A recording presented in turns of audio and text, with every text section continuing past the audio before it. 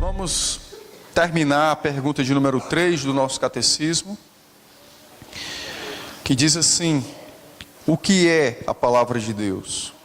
Resposta: as Sagradas Escrituras, o Velho e o Novo Testamento, são a palavra de Deus, a única regra de fé e obediência prática ou vida do povo de Deus. Nós já lemos alguns textos, como 2 Timóteo 3, de 15 a 17. Também vimos, vamos ver esse texto de 2 Pedro, para darmos início à aula de hoje. 2 Pedro,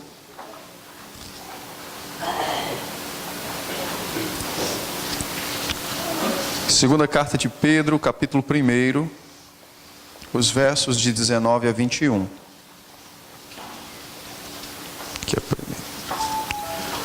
Se alguém tiver dúvidas para encontrar 2 Pedro, entre Gênesis e o Apocalipse. 2 Pedro, fica fácil assim, né? O pessoal achou que ia dar o número da página. Não, senão você está dando o peixe, não é assim não, meu amigo. Aqui a gente só mostra a placa de onde o peixe pode estar. Você tem que se virar para chegar lá, não é não? 2 Pedro 1, 19 a 21, diz assim a palavra do Senhor: temos assim tanto mais confirmada a palavra profética, e fazeis bem em atendê-la, como a única candeia que brilha em lugar tenebroso, até que o dia clareie, e a estrela da alva nasça em vosso coração, sabendo primeiramente isto, que nenhuma profecia da Escritura provém de particular elucidação, porque nunca jamais qualquer profecia foi dada por vontade humana. Entretanto, homens santos falaram da parte de Deus, movidos pelo Espírito Santo. Então, o Novo e o Velho Testamento são a palavra de Deus, nossa única regra de fé e prática. Domingo passado nós vimos que a luz da consciência não pode ser o guia da nossa vida, né? A luz da consciência não pode determinar a nós o que é certo ou o que é errado, porque a consciência vai simplesmente reproduzir aquilo que o indivíduo crê.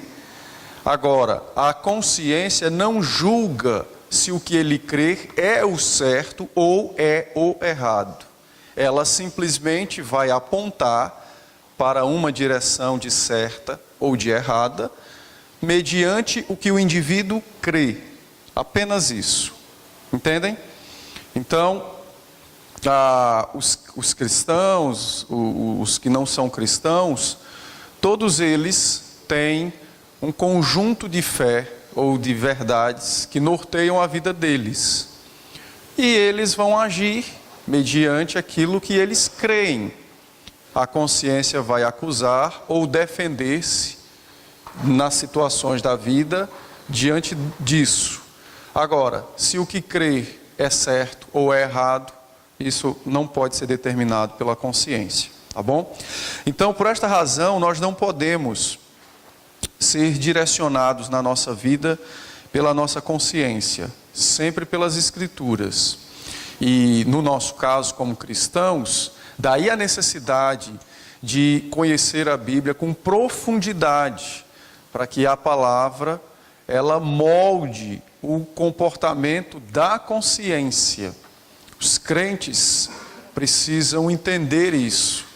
Quanto mais eles conhecem as Escrituras, maior é o nível de verdade da parte de Deus impregnado no seu coração.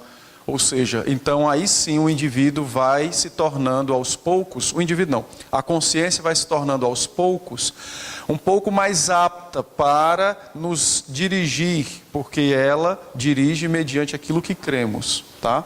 Mas ela não deve dar a palavra final, porque os irmãos têm que lembrar que nós ainda somos pecadores e, via das vezes, nossa consciência vai preferir ouvir o que cremos de modo errado do que ao que cremos segundo as Escrituras, tá bom? Então, em tudo, a palavra deve conduzir a nossa vida, ok? Outra coisa que nós temos que entender, à luz disso, da palavra como nossa regra de fé e prática, e essa é uma tentação que todos corremos, não somente nós, como Adão e até o último crente que vai nascer na face da terra, é de querer colocar coisas paralelo à Escritura, estabelecer verdades autoritárias, absolutas, lado a lado com as Escrituras, tá? Isso não deve acontecer, nós não podemos fazer isso. Mas infelizmente, por conta do nosso pecado, nós incorremos nessa falha ao longo da nossa vida. Por exemplo, diversas vezes nós somos pegos de surpresa em algum momento da vida, e você sabe o que deve fazer pela luz das Escrituras, mas há algo dentro de você muito forte querendo que você faça o inverso. E há uma razão para isso. É um conhecimento de família, é uma prática não sei de onde, é algo que você aprendeu na escola, é coisa dessa natureza. Então, estou dando esse exemplo para mostrar que nós colocamos às vezes, paralelo às Escrituras, coisas, pessoas, tradições de família, ensino, não sei de quem. E nesse caso, isso é errado. Somente a Bíblia tem autoridade para dirigir a nossa vida. As demais coisas não, tá? Então, nós temos que ter cuidado com isso. Por que, pastor, que eu não posso ter, por exemplo, o ensino da minha avó acerca de tal coisa da vida no mesmo pé de igualdade das Escrituras? A razão é simples. Porque quando você coloca algo no mesmo nível de autoridade das Escrituras, quando tiver uma situação da vida, você vai ter que escolher ouvir uma delas. E ao ouvir um, você despreza o outro. E geralmente o que nós faremos, por conta da nossa fraqueza humana, é não ouvir as Escrituras e ouvir a outra. Então nós iremos incorrer no desprezo para com a palavra de Deus, tá?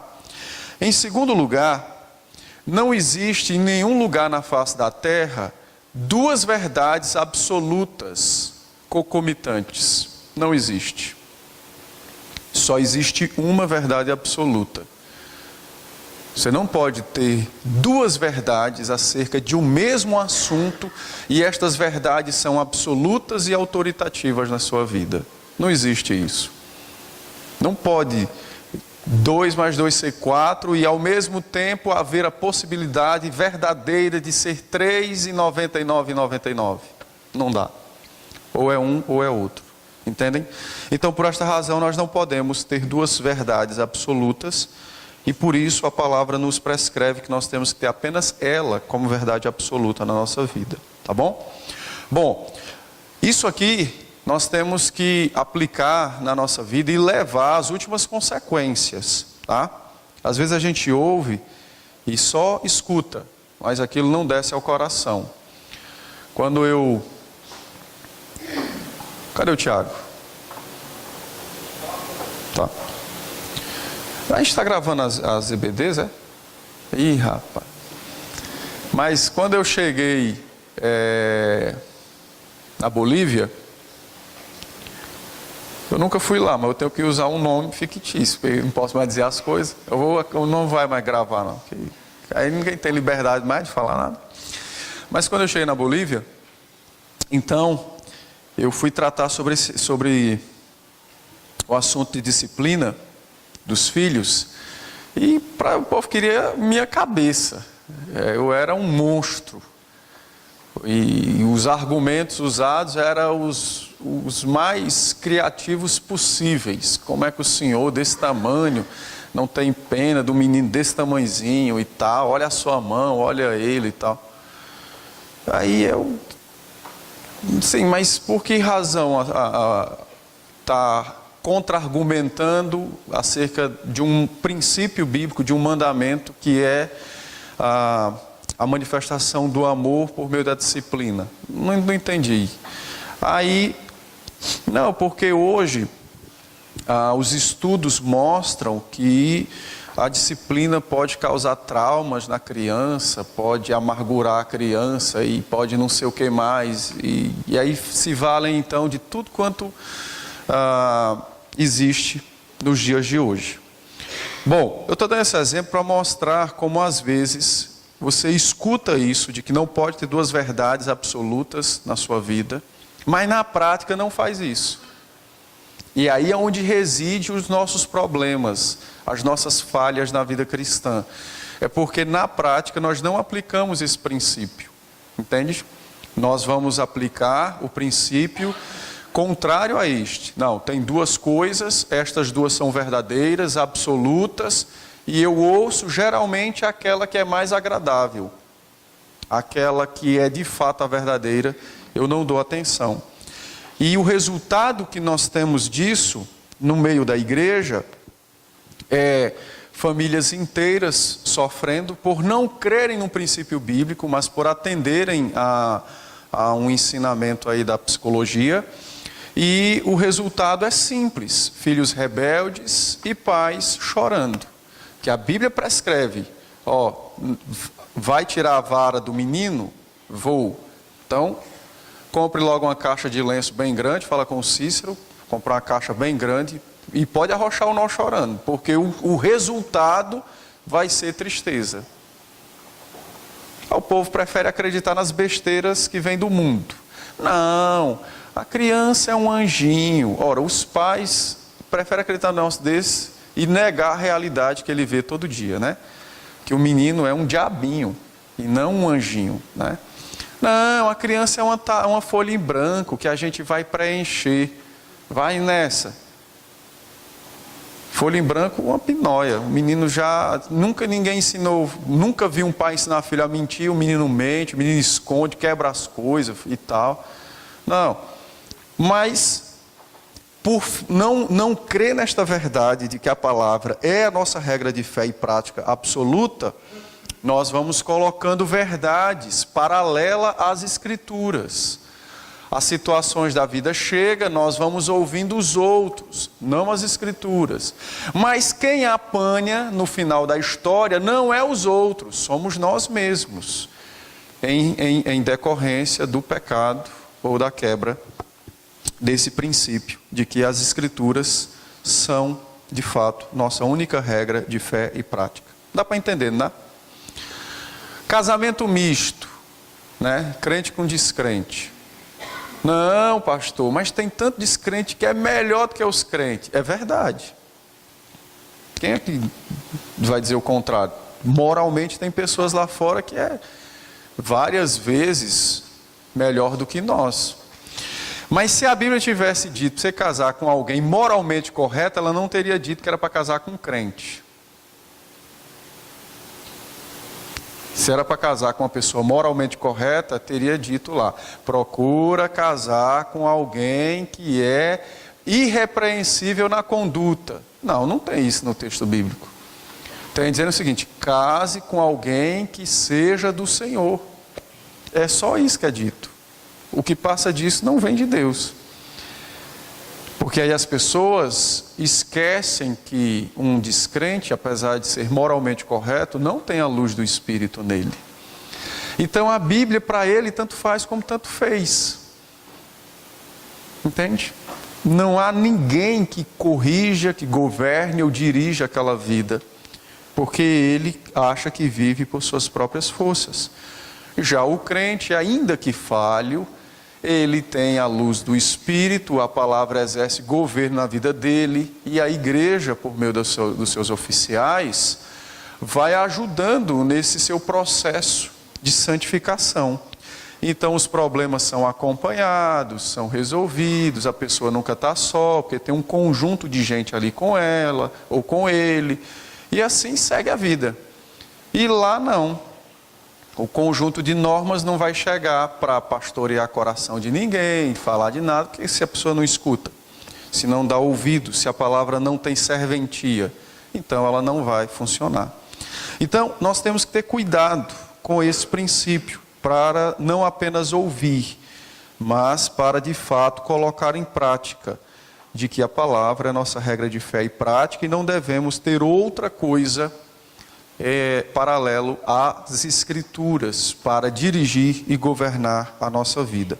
Isso vale para tudo, tudo que você possa imaginar, tudo na sua vida, comer, vestir, andar, tudo, tá? Então, muito cuidado com isso, tá bom? Bom, nós sabemos, e eu vou tratar, já falei disso, mas eu quero repetir, nós sabemos que a Igreja Católica, ela incorreu no pecado de colocar a tradição no mesmo pé de igualdade das Escrituras. E o resultado foi tornar a tradição mais autoritária do que as Escrituras, né?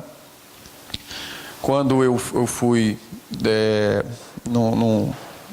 eu presenciei um velório, e o padre então disse que pelo sacramento da extrema-unção, a igreja afirma que aquela pessoa está nos céus, né? Achei muito legal a fala dele, porque está certinho a fala dele. A igreja afirma, não é Cristo. Ele está correto. A igreja afirma. Agora, bom, ninguém está lá para ver se o caba está lá. Como é que você vai dizer que a igreja está mentindo, né? Então ele está certo. A igreja afirma. Dizer que a Bíblia ou Cristo afirma, aí seria uma mentira. Mas enquanto a igreja disser e ninguém for lá para ver se é verdade, tranquilo. Eles podem continuar arrochando o nó na mentira deles. Mas o grande problema nessa questão é que a tradição dirige a vida do povo e não as Escrituras, né? E às vezes nós atacamos muitos católicos, mas também fazemos parecido com eles. A tradição também dirige a nossa vida e não as Escrituras. E aproveitando o ensejo, eu ia dizer outra coisa, né? Mas lembrando uma história antiga, depois eu conto. Mas aproveitando o ensejo de que nós estamos no começo do ano, né? E que eu estou chegando. Então, nossa igreja e esta igreja ainda tem, daquilo que eu já pude ver e ouvir, um rançozinho católico. Ainda tem um ranço católico. O coração não está completamente despreendido da velha herança católica. Qual, pastor? Não, sempre fizemos assim, sempre faremos assim. Não pergunta, é certo, é errado, é bíblico? Não, sempre tivemos isso, sempre. Não é sempre não, o sempre não determina nada na nossa vida nem nas Escrituras. Nem na igreja, desculpe. O que determina é a Bíblia. Se a gente julga que ela está errada, então você tem liberdade na sua oração de dizer para Deus, ó Deus, eu acho que você está errado, cara. Você não prestou atenção, nós estamos no século XXI, por que mulher não pode pregar? Esse negócio de mulher não pode pregar. Isso era na época de Paulo, Deus. Hoje as mulheres têm diversos títulos, tem mulher que fala melhor do que os homens, e o Senhor fica proibindo elas de pregar. Você não acha que você está errado? Não, tá, aí você diz para Ele, na sua oração. Se Ele mandar um apóstolo refazer o texto, seguimos o texto que o apóstolo refez. Enquanto ele não fizer, seguimos o que está aqui. Mas o povo tem um negócio de questionar Deus com base no século. E esquece de ler Romanos 12, que diz, não deixe que a sua mente se molde pelo presente século. Por quê? Porque ele vive mudando. O presente século é volátil, vive mudando. Aí diz mais, pelo contrário, estabelece a tua alma naquilo que é verdadeiro, que é a Bíblia, que não muda. Mas a igreja não quer. Então, é dos dias de hoje, por exemplo, essa questão de termos apresentações, danças teatrais. Eu mesmo já pensei em estabelecer uns cabos de aço para me descer dos céus e umas nuvens de fumaça e tal, uns anjinhos, o Douglas tocando lá, um negócio assim bem suave, e tal, né? Umas asas grandonas, tal. E bota o Tiago Felipe para fazer de conta que é um anjão forte, tá? Não é muito cabeludo, mas serve.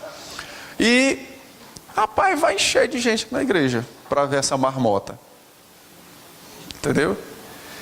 Mas nós não podemos fazer isso, porque Deus não quer isso. Se Ele quisesse, beleza. Mas então, nós temos que ter cuidado, tá? Com essa questão da tradição. Sempre fizemos, sempre vai ser assim. Não, não é sempre não, tá? Entendam, a tradição não é para ser jogada no lixo. Não existe nada sem passado.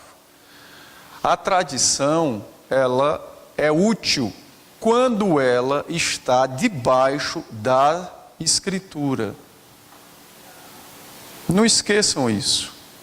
Quando ela está debaixo da Escritura, ela é útil. Por exemplo, nós queremos saber como era o estilo de vida dos nossos irmãos nos primeiros séculos da era cristã. Ora, nenhum de nós vai voltar lá porque o carro de volta para o futuro não existe, né? E aí seria de volta para o passado.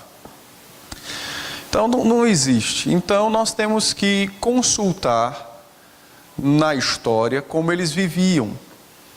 E podemos pautar a nossa vida conforme alguns costumes que eles tinham? Lógico que sim, se eles são crentes. O que é errado lá sempre será errado aqui. O que é errado aqui também era errado lá. Mas o que é certo em ambos os tempos. Então, consulta-se a tradição para averiguar isso, a fim de nos nortear, a fim de termos, de modo mais palpável, elementos para conduzir a nossa vida cristã, no que diz respeito à prática, o dia a dia, etc. Mas apenas isso, tá? Então eu vou dar um exemplo. Tem um livro, que na verdade é uma carta litúrgica, está disponível na internet, mas se você quiser impresso, você pode procurar em uma paróquia, que a Igreja Católica tem. Engraçado, eles têm o que é bom, mas não usa, né? Ainda bem que vai para a internet, depois, mas lá ninguém também me bate mesmo, né? Então, o Didaquê. No Didaquê, nós não sabemos quem escreveu, ele é um livrinho que é uma carta litúrgica. Mais ou menos da época, nós cremos que ele foi escrito de 90 até 110, 120 da era cristã. Ou seja, de 90 do primeiro século até a década de 10 ou 20 do segundo século. E no Didaquê, então, há uma apresentação de várias coisas, dentre elas, o dia de oração da igreja. Então, lá estabelece que os crentes, se eu não estiver equivocado, estabelece que os crentes não devem ter reuniões de oração na sexta-feira. Acho que sexta-feira. Ou quinta, eu tenho que verificar. Mas a questão do dia eu vou explicar. Por que razão? Porque os judeus tinham um dia de oração durante a semana. Então o Didaquê estabelece que você não tenha um dia igual àquele. Ah, pastor, é pecado. Não, não é pecado. A questão é simples. Circunstancialmente, dentro daquele momento, o que o Didaquê quer que nós façamos é que a igreja busque se diferenciar dos judeus que estavam ali no mesmo local, a fim de não confundir nenhum novato que entre na igreja, nem muito menos as pessoas que não conhecem. Então, você vai fazer isso como? Botando uma placa na testa, sou cristão e o outro sou judeu? Não, você muda o dia, é fácil. Então lá, há uma prescrição para não ser num dia da semana. A razão é por conta disso. Lá diz, né? Porque os judeus se reúnem nesse dia, tá. Bom, então veja que você tem uma orientação sobre a prática de um dia de oração. O princípio é termos um dia como esse. Observa-se então lá, que faz essa distinção de um dia da semana por conta dos judeus, aquilo é apenas circunstancial. Aí você quer trazer, aí o que acontece? Tem gente que pega e traz para hoje. Não, porque era assim naquela época, tinha que ser na sexta, não podia ser na quinta, tinha que ser não sei aonde, não podia ser assado. Isso é quando a tradição toma fôlego e se torna maior que as escrituras. Entende? Mas olhar que aqueles irmãos tinham um dia na semana em que se dedicavam à oração é um princípio bíblico. O que não falta na Bíblia é ordem para orar. Eles simplesmente tinham um dia. Entenderam? Então é isso que nós devemos fazer. Olha-se a tradição para ver o modelo de vida dos nossos irmãos, os feitos que Deus fez, a fim de crescermos na fé. As coisas que são circunstanciais daquele momento, nós analisamos ela à luz das Escrituras. A Bíblia determina um dia na semana para orar? Não. Ela determina um dia para o descanso, que é o culto. Fora este, não tem nenhum outro dia para isso. Mas, porque o antigo povo de Deus tinha a prática de ter um dia, agora, no dia daqui, a igreja, que está no seu início, recebe a orientação de não fazer as orações naquele mesmo dia. Só isso. A fim de não confundir nem quem chega, nem quem não conhece. Entende? Nada além disso. Se você ler Atos, por exemplo, você vai ver os apóstolos subindo para orar no templo, nos momentos que já estavam estabelecidos pela tradição judaica. A razão é simples. Por conta do começo, dentro daquele início, o propósito deles era de usar daquele momento para pregar o evangelho no templo, então eles iam.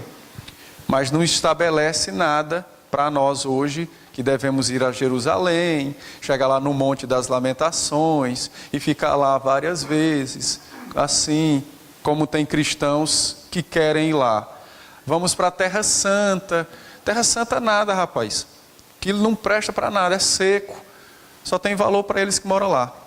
Mas não tem nada de especial em termos religiosos, né? Não tem nada disso. Entenderam? Então, nesse sentido que a tradição é observada, tá bom? Bom, dentro disso então, vamos avançar. Há também um outro perigo, e é o que nós corremos nos dias de hoje. Nós, graças a Deus, estamos bem quanto a isso. Mas há um grupo de cristãos, hoje nem sei mais se ainda existem, mas a prática permanece, que nasceu lá em 1700, chamados Quáqueres ou Amigos. E eles são frutos de um movimento posterior à Reforma, onde queriam ter uma vida mais devocional, onde queriam fazer com que a espiritualidade fosse mais sobressaísse às práticas que julgavam não serem espirituais, como as práticas comuns do dia a dia, de trabalho e tal. Então, esse grupo de crentes, eles vão ter eles vão seguir um princípio que é contrário a esse da palavra como a regra de fé e prática, e eles vão nortear a vida deles por aquilo que eles entendiam ser a luz interior, a luz da fé. Tá? Então, a luz interior, um negócio místico que vem dos céus e que dirige a nossa vida, mas é só a nossa, a sua não. Aí a sua é a sua luz interior que dirige a sua, esse tipo de coisa. Então, os Quáqueres, eles enfatizaram muito isso. Por esta razão, eles se isolaram dos demais, construíram comunidades para eles estarem ali.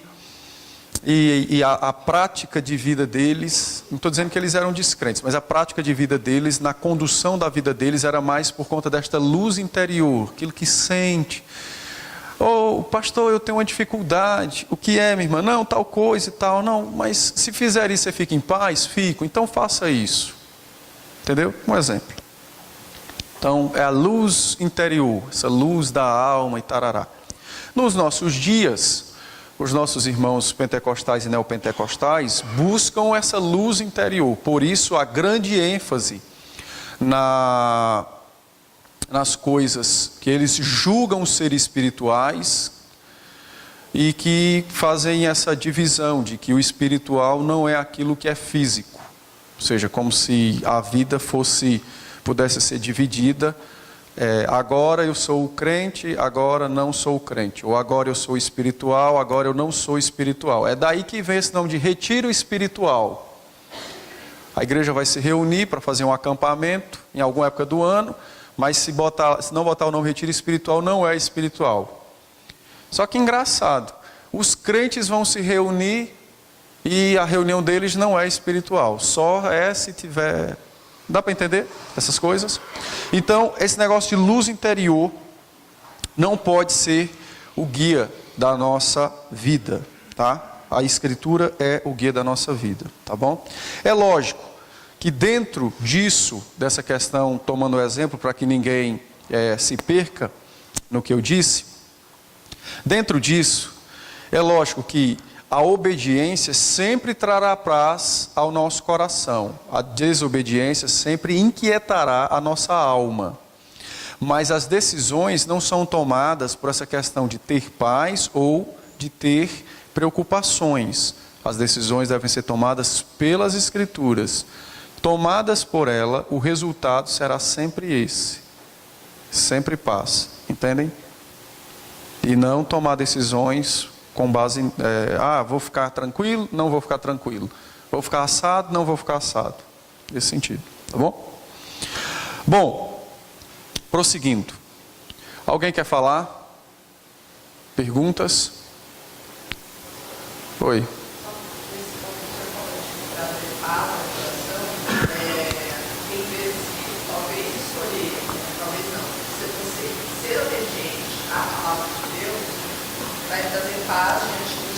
Sim. Mas às vezes não quer dizer que ao seu redor haja paz. Sim. A paz é por conta da conformidade da nossa ação às Escrituras. E não que haja paz ao redor. Verdade. Tá? Por isso que não pode ser a luz interior nesse sentido que guia. Mas nesse caso, quando fazemos algo pelas Escrituras, o que haverá é que o Espírito trará ao nosso coração o conforto daquela decisão, ainda que fora, as pessoas ao nosso redor, tal conforto não seja visto. Entende? Quando a gente vai resolver um problema, por exemplo, você peca contra alguém. Então, quando nós vamos tratar dessa questão, você vai, pede perdão e tal, então o Espírito lhe ministrará paz no seu coração. Mas ao seu redor pode ter pessoas que sejam contrários a isso e digam, não, mas você estava certo, ou o dever era do outro ter vindo, ou seja, entende? Então, é nesse sentido, tá? Mais alguma questão? Vocês podem falar, viu? Eu sei que domingo passado, talvez alguém possa se preocupar que nós saímos do roteiro. Não tem problema. Nós não temos pressa. Pelo menos eu não tenho pressa não, né? Falar na terra santa. Toda a terra santa, toda é de Deus. Olha aí um caba macho aí.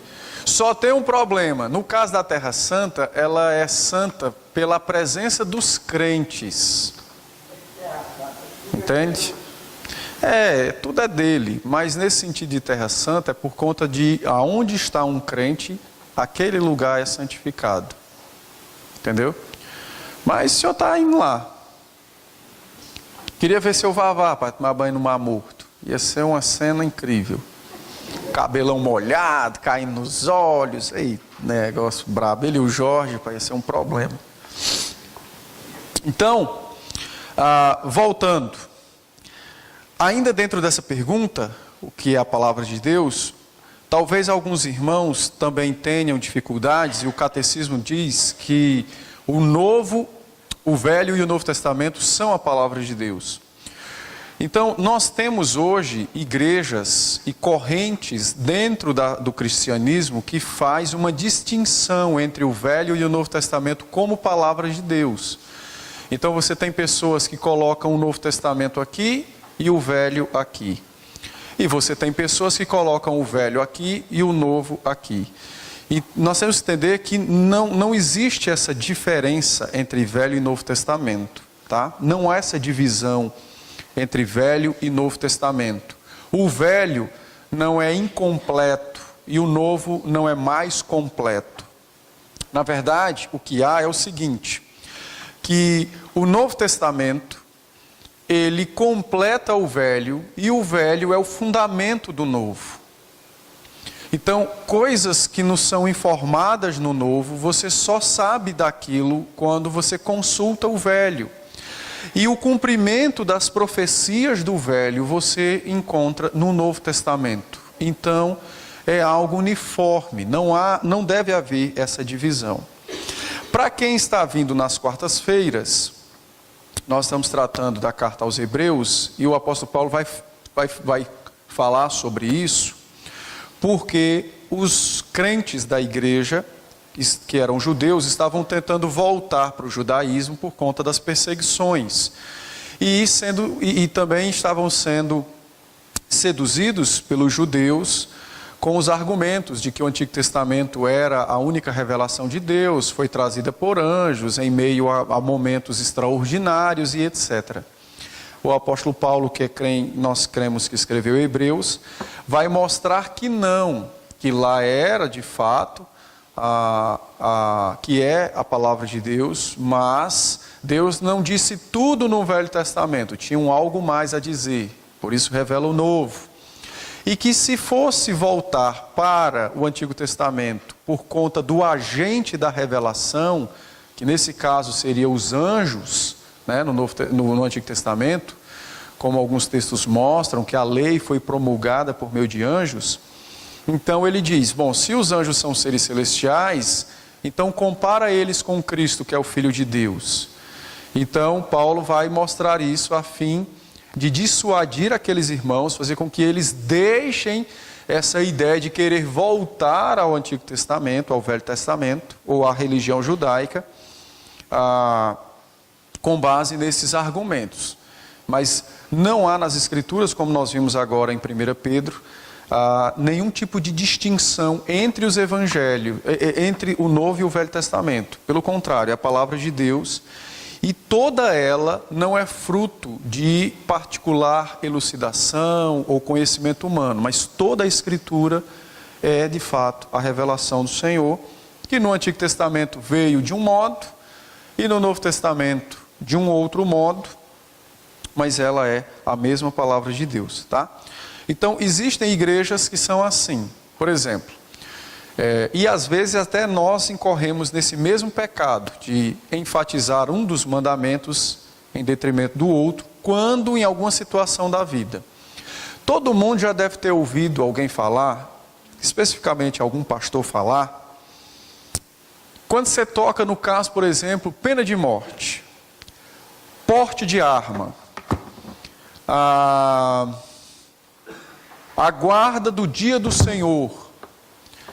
Então, quando você vai ver sempre pessoas querendo defender, digamos, que não pode matar, não pode portar arma, possuir arma, não há essa exigência acerca do dia do Senhor. Por quê? Porque estas coisas estão no Velho Testamento e não mais no Novo Testamento. Todo mundo já deve ter ouvido isso, né? Desse jeito ou de outra maneira, mas o fio da meada é esse. Então, todo mundo já ouviu isso. Então, esse tipo de fala, ele mostra que esse indivíduo interpreta as Escrituras nessa gangorra. Entende? Nessa gangorra. O novo sobressai-se ao antigo, quando na verdade não deve ser assim. Nós temos que entender que existem leis tratando disso, né?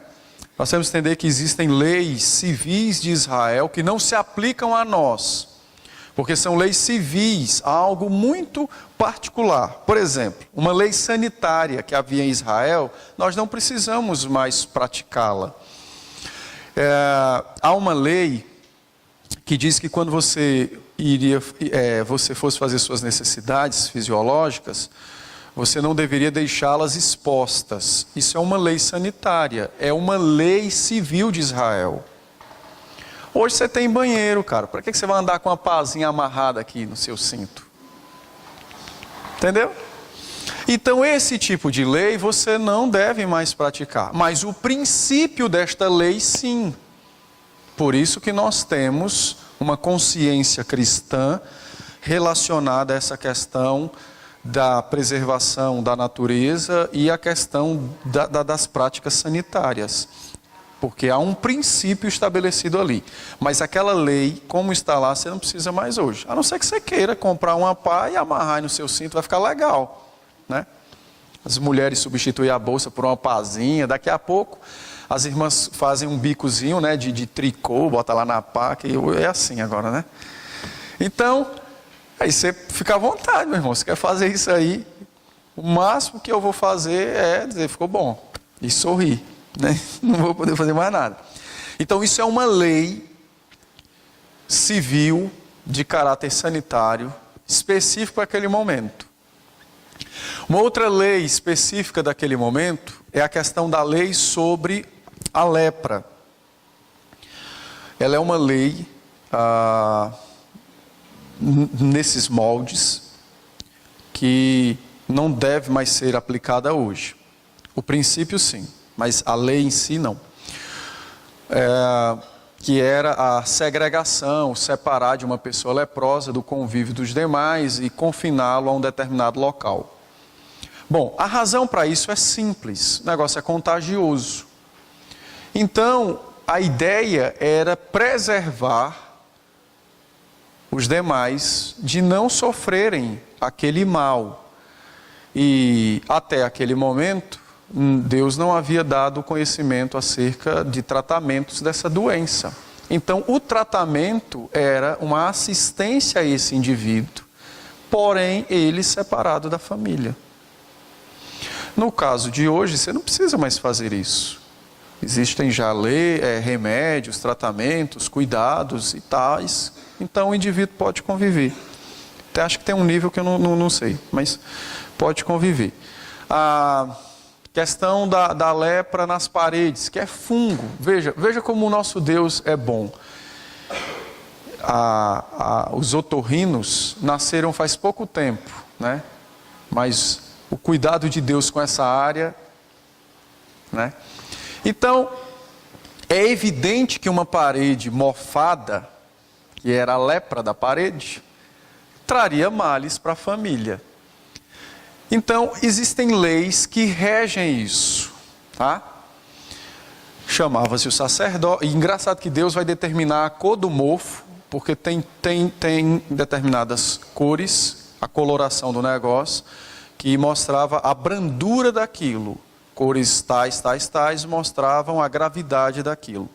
Então, existia a maneira correta de se tratar assim ou assado. Então, chamava-se o sacerdote, ele era o agente para a fiscalização destas coisas. Ele olhava a parede, não, aqui é tal coisa, então é só arrancar o reboco, fazer um novo. Beleza. Está resolvido o problema e tal. Não, aqui é algo mais profundo, nós temos que derrubar a parede e refazer outra. Tranquilo. O negócio espalhou na casa toda. Não, tira a família, derruba a casa, constrói outra. Ou seja, o princípio é de preservar a vida. Ah, mas só é um mofo. Não, Deus não está nem se importando que só é um mofo. O princípio é de preservar a vida. É em cumprimento do 6º mandamento que essas leis foram estabelecidas. Entendem? Mas hoje nós não precisamos chamar o sacerdote ou o pastor para ver, deu um mofo na parede. Não, hoje nós temos conhecimento acerca dessas coisas, tem profissionais. Então, hoje você tem produtos para hipermeabilizar, tinta antimofo, tem pedreira até antimofo. Então, entende? O princípio da lei, ele permanece. A lei em si não permanece. Então, é apenas um caso, tá? Então, nesses casos, aquela lei, ela caducou a sua aplicação. Não é que o Novo Testamento sobrepujou o Antigo, é que aquele tipo de coisa caducou. O princípio permanece, mas a lei em si não. Entendem? Então esse negócio de, não, no velho é assim, no novo é assado. Não, nós temos que ter cuidado, a palavra é uma só. Por exemplo, você só sabe que a serpente é Satanás por causa de Apocalipse. Porque Gênesis não nos diz. E se não tivéssemos o Antigo Testamento, o texto do capítulo 12 do Apocalipse, quando fala da antiga serpente Satanás, seria vago na nossa mente, porque nós não saberíamos a qual serpente o texto está se referindo. Entendem? Então é um todo, e nós não devemos olhar a Bíblia ou ler e estudar a Bíblia dessa forma, de um ser assim ou outro assado. Esse negócio, estás debaixo da graça e não da lei, cuidado. O texto que Paulo usou para isso, ele está se referindo a outra coisa, e não essa distinção das Escrituras, essa gangorra, tá? Ali é outra coisa, tá? Então, só para ficar claro. Dúvidas? Não, né? Diga, filho.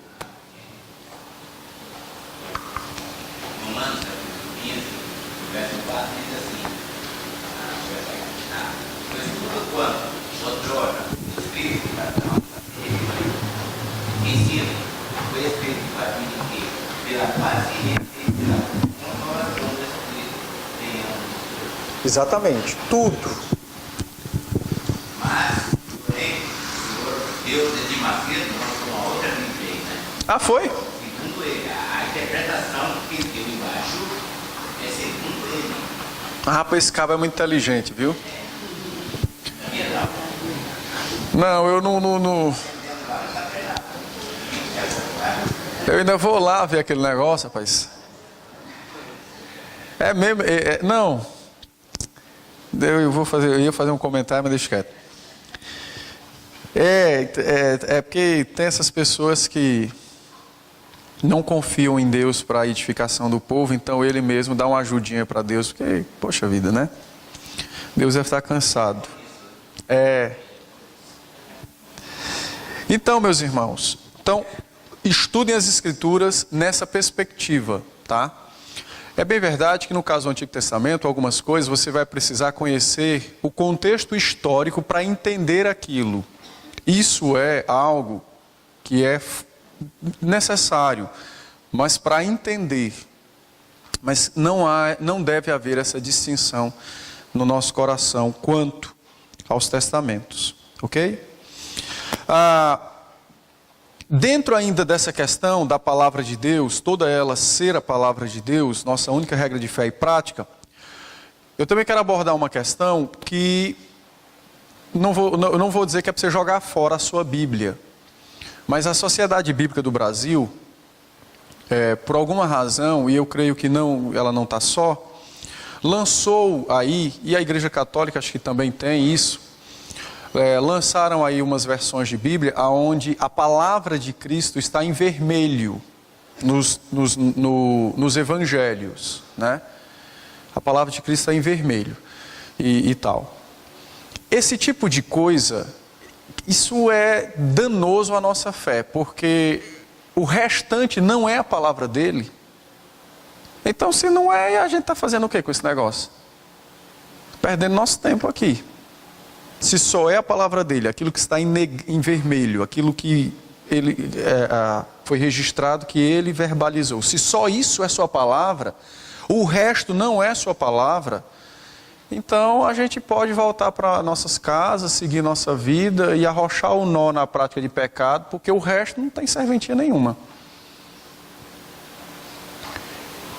Então, cuidado com isso, tá? Tudo nas Escrituras é a palavra de Cristo. Tudo. Aquilo que é dito pelos apóstolos, aquilo que é dito pelos profetas, aquilo que foi dito por Moisés, aquilo que foi dito por Abraão, tudo é palavra de Cristo. Aquilo que o próprio Senhor Jesus nos disse de modo pessoal não é mais importante do que o restante, não. Tudo é a palavra de Cristo, tá? Então não deve haver distinção na nossa Bíblia disso para com isso, não, tá bom? Muito cuidado com isso, tá? Essas colocações, elas visam, não sei se esse é o propósito, mas isso causa divisões no nosso entendimento, na nossa interpretação e também no nosso ouvir e atender das Escrituras. Tal coisa eu tenho que atender de forma imediata. Veja, o Senhor Jesus falou. Não, tal coisa eu tenho que dar um tempinho, não. Aí não, talvez seja o entendimento de Pedro, talvez seja o entendimento de Judas, talvez seja o entendimento não sei de quem. Então aí eu já pondero, aí eu vou pesquisar, eu vou ver a viabilidade, processar o negócio e tal, então eu não preciso obedecer de imediato. Não, não é assim que funciona não. Tudo é a palavra de Cristo, tudo. Nada foge a isso, tá? Então você tem uma Bíblia, tem essa divisão, não estou dizendo que é para você jogar fora. Só estou lhe dizendo que aquilo que está em vermelho e aquilo que está em preto é a mesma coisa. Entende? Nós não estamos na Igreja Católica para a palavra da salvação e o resto não. Entenderam? Tudo é a palavra de Cristo. Bom, a Bíblia diz que nossa vida cristã é um prédio, um edifício. E o fato da palavra ser a regra de fé e prática se constitui numa parte desse edifício. E agora eu pergunto para os irmãos, segundo o que vocês acham, qual parte do edifício da vida cristã é a palavra de Deus, nesse quesito de nossa única regra de fé e prática? O alicerce, o fundamento. É por esta razão que às vezes você vê muitos crentes como aquela torre de Roma. Porque o alicerce não está bem edificado. Entendem? E nós vamos sofrer por isso, tá? Vamos ter dificuldade ao longo da nossa vida cristã, até Cristo voltar por conta disso. Vou dar um exemplo. Ontem eu, quando fui visitar a Dona Flor, encontrei lá um sobrinho dela. E aí, me apresentei, eu não os conhecia. Aí ele disse assim, o senhor é pastor presbiteriano? Sou. Me tire uma dúvida. Eu já sei qual é a dúvida. E aí, sempre as mesmas. Questão da doutrina da eleição. É até ruim, porque às vezes a pessoa quer fazer a pergunta e eu já sei do que ele vai falar e eu me antecipo. Mas mesma coisa. E o homem, não, como é que pode? Ele faz e nunca alcança, ou ele nunca faz e nada. É a mesma coisa. Aí eu expliquei de um modo rápido sobre isso, né? Essa questão da graça e da paternidade de Deus. E aí no final ele falou assim, não pastor, olha, veja, eu acho que assim, apesar da gente entender diferente de vocês, eu acho que não é uma divergência e tal. Eu disse, não, meu irmão, assim, não tem problema de entender errado, é uma divergência. Nós não cremos que não crer nesta verdade da eleição, isso tire alguém dos céus. Porque ele não vai para os céus porque ele crê nesta verdade. Ele vai para os céus porque Jesus Cristo é o seu Salvador. Então você tem crentes verdadeiros que podem ter dúvidas quanto à sua salvação. A grande questão, na verdade, é que ele vai passar por a vida sem o conforto desta verdade. É diferente. Ele vai enfrentar muitas lutas ao longo de sua jornada na terra, porque falta a ele esta verdade. Então o edifício da vida dele, é por isso que eu estou tomando esse exemplo, é um edifício torto. Entendem?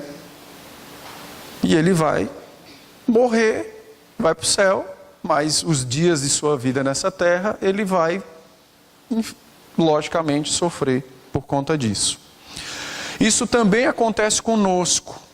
Às vezes nós até cremos na doutrina da predestinação, mas não cremos na soberania das Escrituras para dirigir a nossa vida.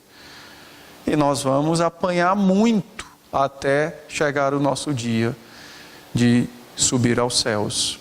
Muito vamos apanhar. Entendem?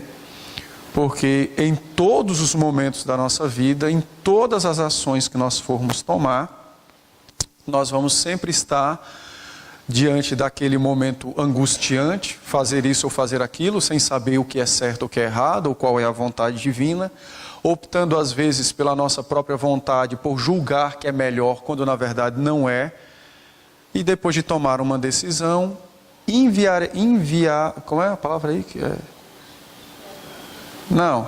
Invariavelmente, virá a consequência daquilo. não vai mudar. Virá consequência daquilo. Entendem? Se agirmos mediante as Escrituras, então, como diz a palavra, semeando para o Espírito, colheremos do Espírito. Semeando para a carne, colheremos corrupção. E então isso vai vir. É a maneira como nós vivemos, é a maneira como pensamos, é a maneira como nos vestimos, é a maneira como ganhamos o dinheiro, é a maneira como gastamos o dinheiro, é a maneira como casamos, como vivemos no casamento, é a maneira com que temos filhos, como criamos esses filhos, é a esperança que nós temos. Tudo isso é determinado por obedecer ou não obedecer às Escrituras. E em todas estas áreas, lógico que, tomando uma direção, nós iremos nos deparar com os frutos da direção tomada. Entendem? Então, eu faço um apelo aos irmãos. Ouçam mais as Escrituras. Tem até uma pergunta, os adolescentes fizeram uma programação, que é esprema o pastor. Né? Que lá estava pergunte, mas era na verdade esprema ele. Não era perguntar, não, era esprema o pastor. E uma pergunta que eles fazem, que os adultos fazem, até os mais velhos fazem: como saber qual é a vontade de Deus? Ora, a vontade dele está aqui. Então, por meio dela, conhecendo ela, diante das várias e inumeráveis possibilidades que irão surgir na minha vida, se eu conhecer as Escrituras, eu saberei me posicionar quando elas vierem. Eu vou dar um exemplo para a gente ir embora. Vou tomar a minha vida e vou dar um exemplo. Sempre oramos: Senhor, faz a tua vontade, dirige-nos quando você tem uma mudança pastoral. Para onde você vai? Como é que eu vou saber se é da vontade de Deus que eu fique aqui ou que eu vá lá para o cafundó do Judas? Tá? Bom, esse tipo de coisa, essa circunstância, trazem muitas angústias para o pastor, para a família e para a igreja. Vamos orar para Deus fazer a vontade dele e trazer um pastor para cá, quando tem mudanças. Mas qual virá? Então isso traz angústias profundas. Bom, a Bíblia estabelece alguns princípios que é a vontade de Deus para situações como estas. Por exemplo, eu não devo ficar me martirizando em oração: Senhor, é para mim ir para Poá ou para Suzano? Não. A vontade dele é que eu não deixe o pastorado. Essa é a sua vontade. Se vai ser em Poá ou em Suzano, ele vai mostrar isso mediante um instrumento. Qual? A eleição. Eu vou ganhar numa ou perder na outra. Entendem? Mas eu não posso ficar doido. Eu gosto tanto de lá, mas... Não. A vontade é que eu não abandone o ministério. Sua vontade é que eu pastoreie uma igreja, nesse caso, de modo restrito, que seja presbiteriana. Qual é o lugar? Ora, ele vai me mostrar o lugar mediante as possibilidades que vão surgir. Tão simples. Eu quero tanto ir para a Amazônia, mas eu não conheço ninguém da Amazônia, não tem o menor contato. Pode ser que aconteça? Pode. Mas o que é mais lógico é que as possibilidades surjam aonde você conhece pessoas. Não é assim? Então, não, será que é para mim ir para a Amazônia, para os ribeirinhos e tal? Mas não apareceu nenhum convite para mim ir para a Amazônia. Ninguém falou de Amazônia. Então, como é que eu vou ficar? Será que é para dar vontade de Deus eu ir para os ribeirinhos? Dá para entender? Então, o princípio é simples. Sua vontade é que eu não deixe o ministério. Sua vontade é que eu pastoreie uma igreja. E de modo mais restrito, por conta de nossa denominação, uma igreja presbiteriana. Pronto. Ratuna matata, matou a charada. É aí que é a sua vontade. Que lugar? O lugar vai surgir mediante aquilo que nós chamamos de meios secundários. As coisas da nossa vida. Pronto. Por exemplo, eu não conhecia ninguém daqui, a não ser uma única alma. Porque nem o pastor Eliomel eu conhecia pessoalmente, só no WhatsApp. Mas eu só conheci uma alma daqui de São Paulo. E foi exatamente a alma que me indicou. Entende?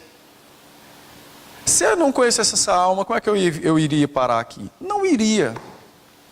Então, se querem culpar a minha vinda, culpem essa alma. Não é brincadeira. Então, dá para entender? Às vezes a gente quer tornar a vontade de Deus um negócio místico. Não. Deus age de modo lógico porque a lógica foi estabelecida por Ele. Simples assim. Entendem? Lógico, eu vou orar, Senhor, como nós oramos por isso, e oramos, inclusive, conversando com o pastor Wellington, na época, eu conversei com ele, cara, eu estou orando para que Deus faça a vontade dEle, ou seja, Ele vai fazer a vontade dEle. Tem um instrumento, a eleição.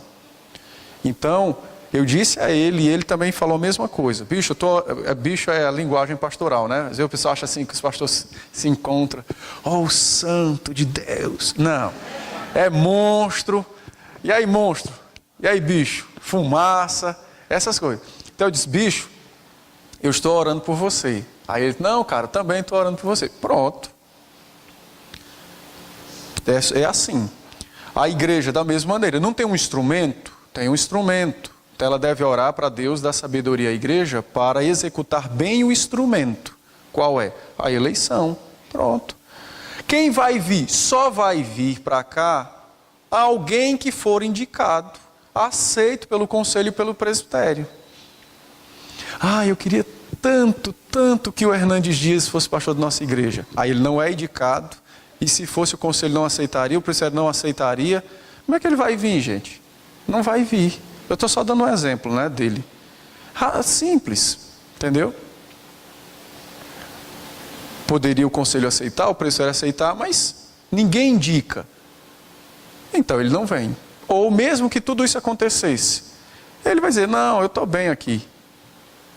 Então por que a gente fica se martirizando e tal? Qual é a vontade de Deus? Não. Observe os princípios e você vai ver. No casamento, mesma coisa. O menino e a menina, eu não sei, eu quero casar, estou orando para Deus me conduzir para me casar. Bom, o princípio é casar com alguém no Senhor. Então, as meninas e os meninos disponíveis para este casamento, primeiramente tem que ser crente. E segundo lugar, dentro da sua igreja. A não ser que você julgue que os meninos e as meninas não são crentes. Senão, assim, vamos sair lá para fora, vamos procurar, não sei o quê. Não, vai devagar. Né? Nada contra quem saiu. Entretanto, só estou falando de modo geral. Pega no Fábio. Mas, às vezes, o cara também não tem disponibilidade, não tem ninguém. Então, a primeira coisa que eu tenho que saber é que a vontade de Deus é que eu case com alguém que pertença a Ele. Pronto. Em segundo lugar, é de sua vontade que essa pessoa que eu vá casar, no caso, se for homem, é mulher. Se for mulher, é homem. Então você já está eliminando um bocado de coisa aí. Dentro do ambiente onde existem essas pessoas possíveis para a minha escolha, estes ambientes são onde eu frequento, ou seja, é a igreja, não é a faculdade, porque lá você não vai ter isso, né? Nem a escola. Mas é a minha igreja, são as igrejas do meu presbitério. Então, esse é o lugar. Então, é fácil saber qual é a vontade de Deus numa questão tão séria como o matrimônio. Aí tem, por exemplo, vou pegar um menino. Tem lá 3 meninas aptas para casarem. Aí fica o cara enloucando, sozinho. E agora, qual é a vontade de Deus? Será que é a Luísa? Será que é não sei quem? Não, é simples. Dentro deste caso, do indivíduo que tem agora 3 opções, ele vai escolher alguém mediante agora. Veja, você já sabe qual é a vontade de Deus. Agora você vai escolher alguém mediante algumas particularidades. Algumas particularidades. Então o menino não tem nenhum tipo de atração por morena. Então, das 3, uma é morena. Aí você já descarta uma. É simples. É simples. Se ele não gosta de morena, por que ele vai ficar se martirizando? Não, será que é para mim casar com a menina? Mas ela é morena. Mas ele não gosta. Não, entenderam? É porque a gente romantiza o negócio e bate com a cara no vidro. O pessoal que se encanta muito com o negócio mostruário lá e esquece que tem a vitrine. Puf, na vitrine. E tal. Das 2, tem um... Aí, veja, o que eu estou falando é uma coisa séria. Porque a gente às vezes brinca, mas é sério.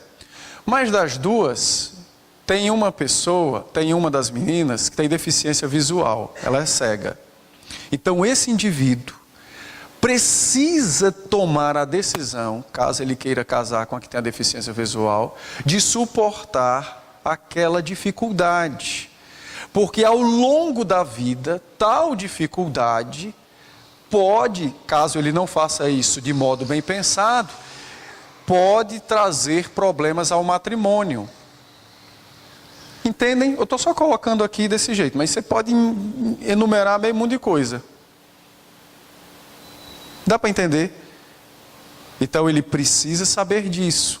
Por que eu estou dizendo? Porque tem muitos casais que para casar, o camarada não avalia essas coisas. O coração é tomado pelo desejo de casar, esquece o mundo, ele esquece a razão, esquece tudo. Quando casa, se depara com a razão, com a realidade, aí começa agora mas eu não deveria ter feito assim. Eu não deveria ter casado com essa pessoa. Ah, mas tal coisa, não sei o quê. Começa a se amargurar, problemas, discussões, brigas. Se não houver uma ação do Espírito de convencer o indivíduo a amar aquela pessoa com essas falhas, com essas coisas pelas quais ele não gosta, qual é o resultado inevitável? O divórcio. Entende? Ah, divorciou, não, mas parecia um casal tão bom. É bom a aparência, mas ninguém sabe lá em casa. Divorciou por quê? Quando você vai ver, tem esse conjunto de coisas aí. Então, estou dando todos esses exemplos para mostrar que a Bíblia nos guia, ela revela a vontade de Deus. A gente é que quer romantizar o negócio. Como eu ou como qualquer outro pastor, fica romantizando o negócio.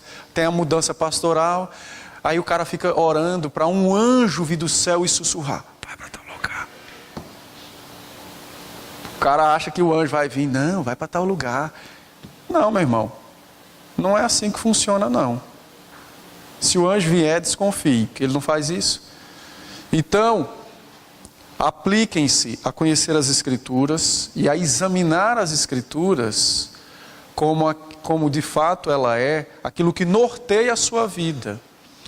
Ao fazer isso, você receberá da parte de Deus sabedoria e discernimento. Sabedoria, que é sofia, é exatamente a habilidade de viver de modo santo no mundo incrédulo. Então você vai tomar as decisões de maneira santa, mas num ambiente incrédulo, ou seja, o mundo é incrédulo. E o discernimento, que é exatamente entender as coisas, ir além do que você está vendo, ir no coração do negócio. Como no caso, casamento, não é olhar apenas aquele momento inicial, mas é responder uma pergunta. Eu vou passar o resto da vida com essa pessoa. Então, como eu vou fazer isso para escolher? Então você já sabe da vontade de Deus. E para responder essa pergunta, entra agora algumas coisas particulares, sua, do outro. E assim por diante. Eu aconselhei, eu fiz até um casamento depois de aconselhar. uma menina lá que não era da nossa igreja, lá da Bahia, mas a mãe sim, ela casou com um rapaz que é pentecostal. Aí eu conversei com eles e tal, fiz o aconselhamento, teve um momento que eu disse assim, vem cá, e vocês vão congregar onde? Ah, não sei. Pois não vou casar não. Decida, resolvam-se, quando vocês resolverem, vocês me falam. Meu Deus, a festa está paga, o negócio está não sei quem, tudo foi pensado, menos isso. Faltava um mês. Olha, decida o negócio, vocês vão ter problema até arder a vista. Vai. Uma semana, não pastor, a gente não decidiu ainda, mas pelo amor de Deus, a gente queria que o senhor nos casasse, não sei o que e tal. Modéstia à parte, eu bebi água de Santo Antônio, então eu sou casamenteiro. Então, a gente queria que o senhor casasse, não sei o que. Ah, tá bom. Aí falei para eles e para a mãe que é membro da nossa igreja. Ó, minha irmã, eu vou casar, tal, mas diante de Deus eu estou livre desse problema. Mas fique certo, daqui 3 dias depois do casamento, eles vão estar brigando por isso. E não me ligue para falar sobre esse assunto, porque eu já falei sobre isso. É outro problema? Tem toda a liberdade, pastor, e tal. É esse problema? Não sofram sozinhos, porque eu já falei sobre isso. Tá bom. Casou-se, festa, alegria e tal. Foram para Cancún, no México, negócio maravilhoso e tal. Vou para casa, realidade. No outro dia, tal, chegou começo de semana, chegou domingo, vamos para onde? Pau na muleira. E eu não vou contar o resto da história, mas até que resolveram-se. Mas levou alguns meses. E vocês acham que esse resolver não trouxe sofrimentos? É lógico que trouxe. Então isso poderia ter sido evitado. Era só ter escutado o conselho. Sentem e resolvam. Entendeu? Eu não ia dizer para ninguém, nem para ela deixar a igreja presbiteriana e nem para ele deixar a igreja dele. Não, isso é uma questão deles, se resolvam. Entendeu? Se me perguntar qual é a minha opinião, aí é outra história, mas a questão não é minha opinião, a questão é da vida deles. Então, qual é a vontade de Deus? É eu ficar lá ou vir para cá? Não. Entendem? A vontade de Deus é que você não abandone o Senhor. Aí você vai julgar a igreja, se é uma igreja mais fiel, menos fiel. É nesse julgar que nós vamos tomar uma decisão, mas a vontade dele é simples. Você não deixe de congregar, não abandone a igreja, não deixe a casa do Senhor. Entendeu? E dentro do casamento, como a gente estava falando, isso é uma particularidade que precisa ser observada. Ok? Dúvidas ou dívidas? Sem dúvidas, né? Com dívidas. Vamos orar então para nos despedirmos? Senhor, dá-nos graça a fim de podermos aplicar a palavra ao nosso coração e de não nos desviarmos dela, mas pelo contrário, depositar toda a nossa confiança e segurança nela, porque ela emana do Senhor, é a revelação do Senhor. Ajude-nos então a pautar a nossa vida, as nossas decisões mediante a Escritura, a fim de podermos prosperar espiritualmente, a fim de podermos crescer na edificação do corpo que é a igreja, a fim também de podermos honrar e adornar o nome do Senhor Jesus com a nossa vida e com as nossas práticas. Se conosco, leve-nos em paz, dê-nos um bom repouso, uma boa refeição e prepara o nosso coração para o culto à noite, a fim de podermos adorá-lo publicamente por meio do culto solene. Em Cristo nós oramos gratos. Amém. Deus abençoe, irmãos.